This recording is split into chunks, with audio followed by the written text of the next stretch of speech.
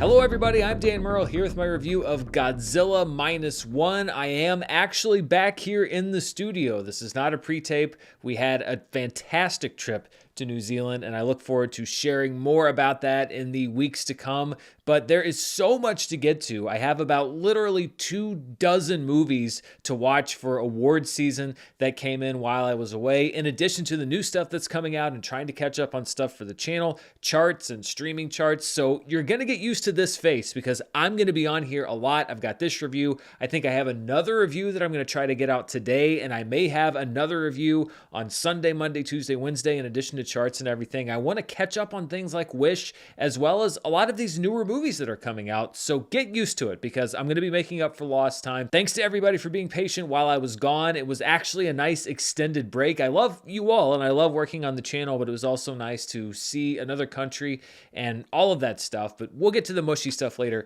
Let's get to Godzilla Minus One, which is opening here in the United States this weekend. It is the first live-action Godzilla film from Japan's Toho Studios since 2016, Shin Godzilla, following an agreement with Legendary not to make a Godzilla movie until after the year 2020. And this movie is from writer-director Takashi Yamazaki, also the writer-director of the Always Sunset on 3rd Street and Stand By Me Doraemon films. Godzilla Minus One is being released in Godzilla's 70th anniversary year, and many people think of the origins of Godzilla as being back in the 1950s. That's when the first movie was set. But this movie takes the Godzilla story back even further to post-war 1940s Japan, with still traumatized citizens facing a new threat to a country that's still largely in tatters from World War II. Our protagonist is Koichi Shikishima, a Japanese kamikaze pilot who came home from the war,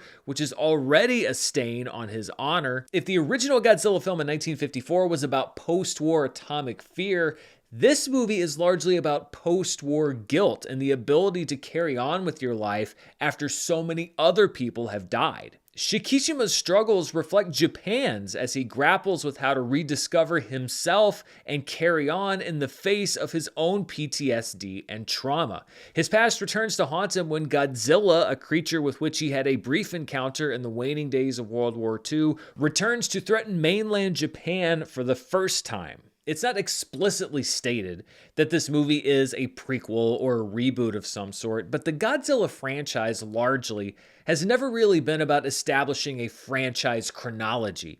And this movie works best when Godzilla is an unknown, a mysterious and threatening invader, and it works well largely because of that. This is not your friendly Godzilla or your anti-hero Godzilla or a Godzilla that's misunderstood. This goes back to Godzilla's roots as a terrifying monster, an unknowable force of nature that seemingly exists only to destroy and annihilate everything in its path. Godzilla is a primal scream from the depths of the sea that spurs a ragtag group of sailors, pretty much some of the only people left in Japan that have real-world combat skills, to band together and figure out a way to defeat this monster before it wipes out what little Japan has left. I really like the idea of setting this movie right after World War II because it allows the film to explore these citizens of Japan who are shell-shocked not just because of the war, but because of the damage it has done to their own faith in the institutions of Japan. The Japanese military isn't responding to try to defeat Godzilla because the system is broken. And what we're seeing are people who are responding to defend their country, not out of loyalty to its government, but out of loyalty to each other and to the people that they love. It's patriotism that is steeped in the love of your neighbor and not the love of the government. And I think that that is kind of refreshing, not just in a Godzilla movie, but in any movie that's about a country banding together to overcome some great problem.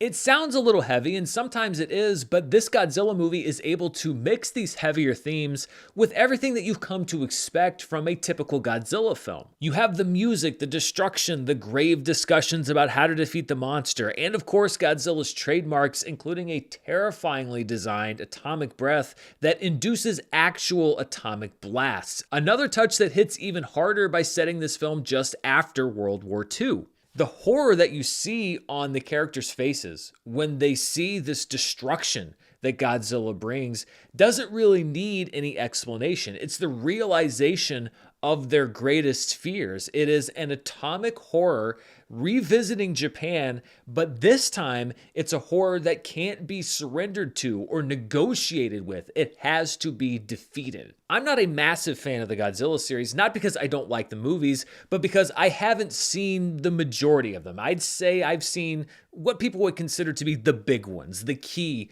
Godzilla movies. And I found across all different eras that I generally enjoy the film to the degree that the human characters are able to engage me when Godzilla is not on screen, which is usually the majority of the screen time. It's one of the reasons that I liked 2014's Godzilla, the US version, more than a lot of other people did, because I actually liked those human characters and I enjoyed the time that was spent off screen. I wasn't sitting there waiting to see when Godzilla was going to show up again. And I found that to be true across all of the different decades. Similarly, I liked this movie a lot because it also gave me something to care about with the human characters. It's not easy to juggle kaiju action with somber reflections on survivor's guilt and post-war trauma, but the movie's able to do it, largely by allowing Godzilla to be unquestionably fearsome and evil. He's the worst nightmare of so many of these characters, and it makes their interactions with each other and the stakes of their battles against Godzilla that much higher.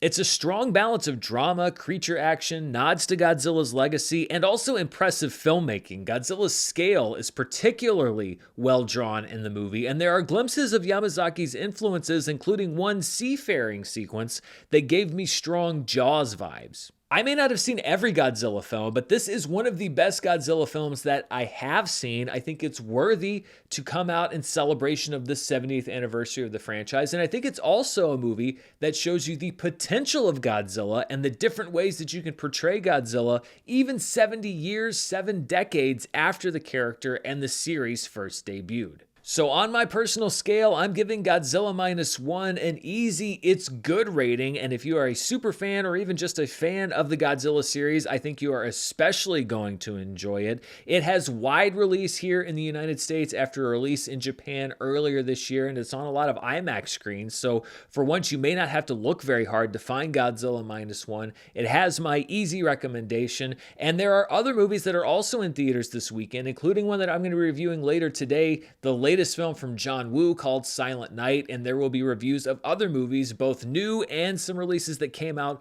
while I was away in New Zealand, so you can stay tuned right here on the channel for that, as well as Charts with Dan, which will be out on Tuesday at its regular time. I have a lot of stuff to catch up on, including the Marvels and all of the box office news that's happened over the last month. So a busy few weeks here on the channel, but I think it's going to be fun. Thanks so much for watching this review of Godzilla -1. Stay tuned very soon for much, much more, and thanks for spending part of your day here with me. Until next time, stay safe, and I'll see you then. Bye.